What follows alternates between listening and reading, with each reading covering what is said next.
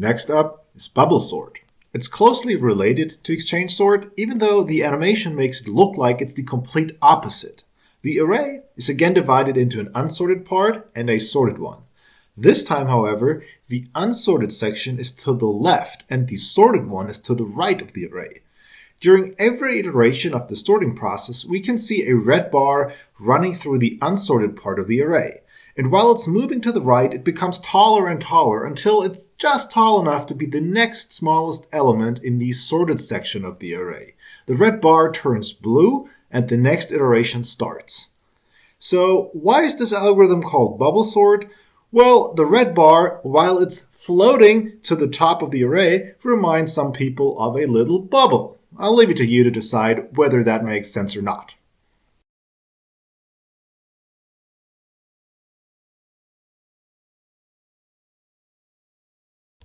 Okay, as always, let me start with a quick numerical example. We'll start with the same unsorted array that we had before, 2, 5, 4, 1, and 3. Now the first thing that bubble sort does, it compares 2 and 5. So that's like the first comparison here. And that is exactly the same thing as what we did with exchange sort. Let me just quickly go back over here. So here we compare 2 and 5 as well. Notice now that in exchange sort, during this entire first pass of the outer loop, we always looked at the first array element and then compared it to somewhere else in the array, okay? So we always compared this 2 and this 5, this 2 and then this 4, now 2 and 1. And here, well, the 2 had been swapped with 1, but we are still comparing that first element here with another element in the array. So let's head over to bubble sort. Now here, we are not always comparing that first element with another element. No, we'll shift that. So at first we'll compare 2 and 5. Nothing is necessary here, no swap. We'll just leave the array as it is. But now we'll compare the second and the third element. So we are now comparing 5 and 4. And here, well, 5 is greater than 4, so we'll have to make a swap to bring them back into order. Then we'll have 2, 4, 5, 1, and 3. Now, again, we are shifting the indexes, or like the array elements that we are comparing. So we are now comparing the third and the fourth element. So that's 5 and 1. Again, 5 is greater than 1, but it comes before it, so we'll have to make a swap here. We'll swap them, and now 1 comes before 5. 2, 4, 1, 5, 3. We are now in the final iteration of the inner loop within the first pass of the outer loop. So we are now comparing 5 and 3. Again, we'll have to make a swap. And now it reads 2, 4, 1, 3, and 5. Now we go into the second pass of the outer loop. And now let me stress this once more. Let's go back to exchange sort. And notice that with exchange sort in the second pass of the outer loop, it's now always the second array element that is compared to the other elements. And the first element here is no longer compared with anything because, well, this is the sorted section of the array. So here, there is no need to compare this one with anything because we already know that it is in the right position. With bubble sort, this is not the case because with bubble sort, the sorted array elements are to the right of the array. So here, we are going to have a look at that first element again. We are comparing 2 and 4, the first and the second element. No swap is necessary. Then we move on to this element here, 4 and 1, second and third. Here, a swap is necessary because 1 is less than 4, but it comes after it, so we'll have to swap that. Now it's 2, 1, 4, 3, 5. Now, third and fourth element, here we'll have to make a swap. And now the array reads 2, 1, 3, 4, 5. So I just said the sorted section of the array with bubble sort is always to the right. Well, let's have a look at that. After the first pass, this element is now in the correct position. After the second pass, it's these two elements that are in the correct position. So we can see how the right-hand side of the array is shaping up to be the sorted section of the array. And what we can also see is this bubble effect, this floating thing to the top, this floating to the top notion of what bubble sort is all about, right? So here we can see that if we only look at this 5, we can clearly see, and the text editor here has even highlighted this a little, how this 5 floats to the top, right? It starts over here. Well, it's not swapped in the first pass of the inner loop, but now it starts floating to the top. With each iteration, it's moved further and further to the right-hand side of the array.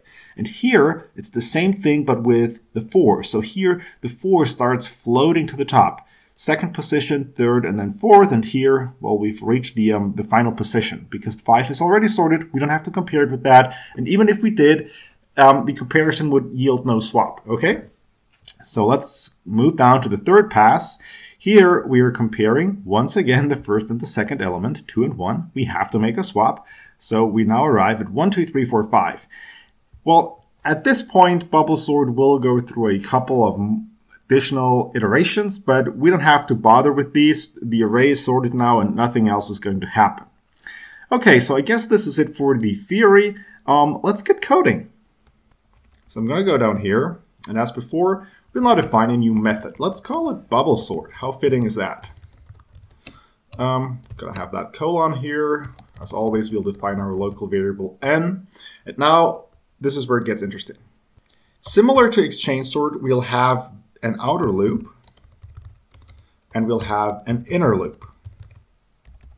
So the outer loop will start at I at 0 and go all the way until n. So nothing special here, but the inner loop, this is where it's important. So here we're now going to loop for j in range 1 until n minus I minus 1.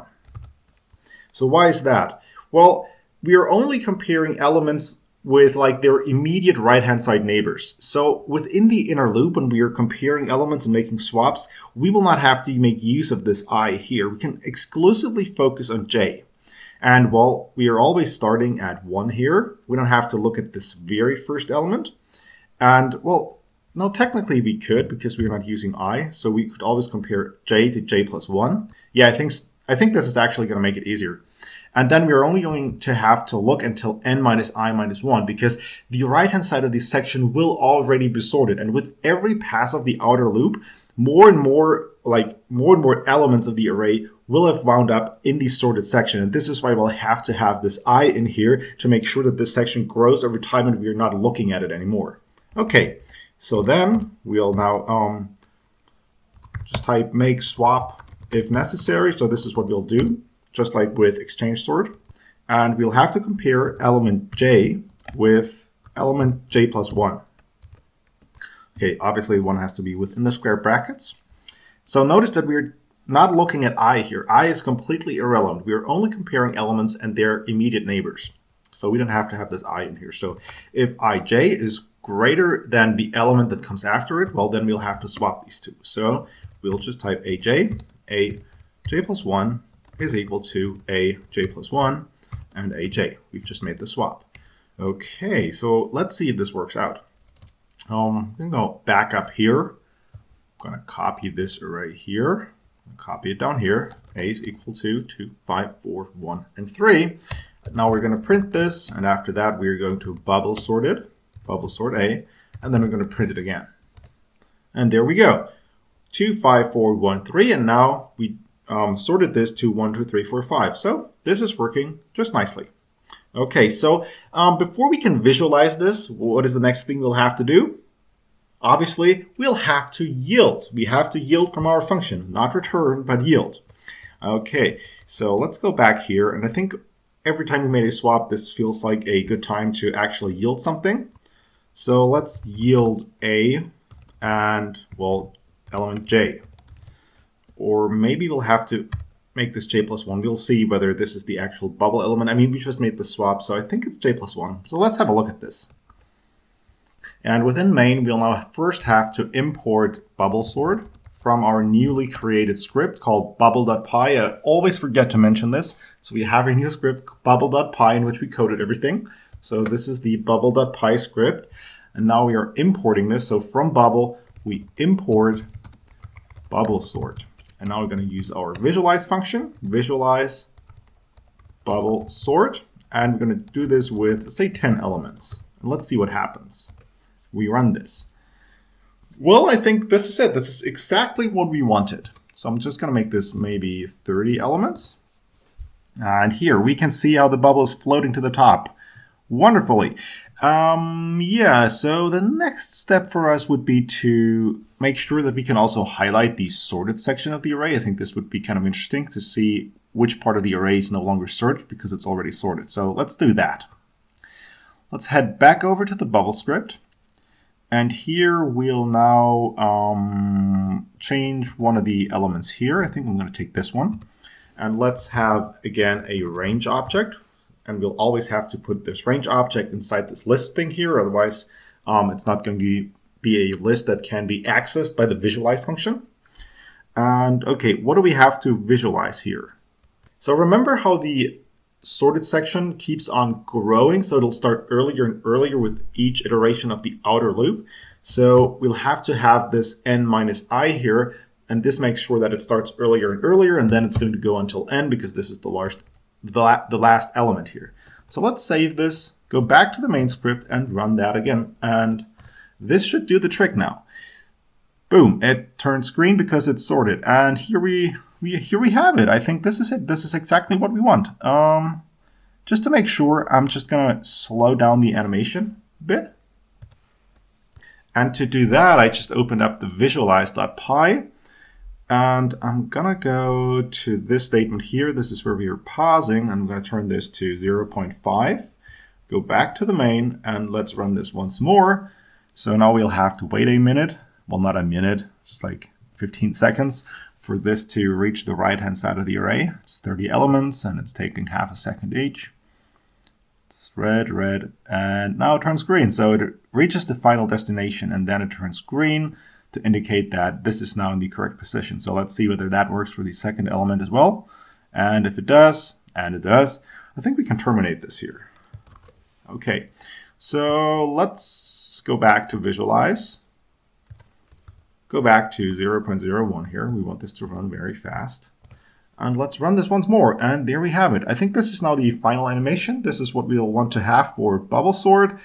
Of course, it's just a couple of videos more until I'll start working on this Pygame animation. But I want to have some of the very simple sorting algorithms out of the way before we'll dive into that. Okay, see you in the next video.